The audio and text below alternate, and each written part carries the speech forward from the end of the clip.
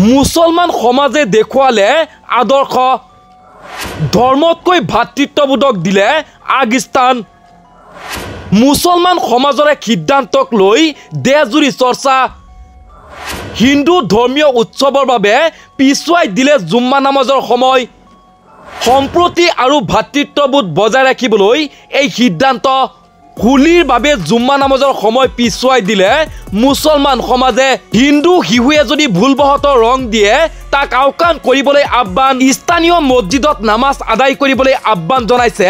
মুছলমান সমাজে দূৰৰ ঠাইত নামাজ আদায় নকৰিবলৈ আহ্বান জনাইছে মুছলমান সমাজে উত্তৰ প্ৰদেশৰ মিৰ্জাপুৰত লোৱা হৈছে এই ডাঙৰ সিদ্ধান্ত 2 বজালৈ বৃদ্ধি কৰা হৈছে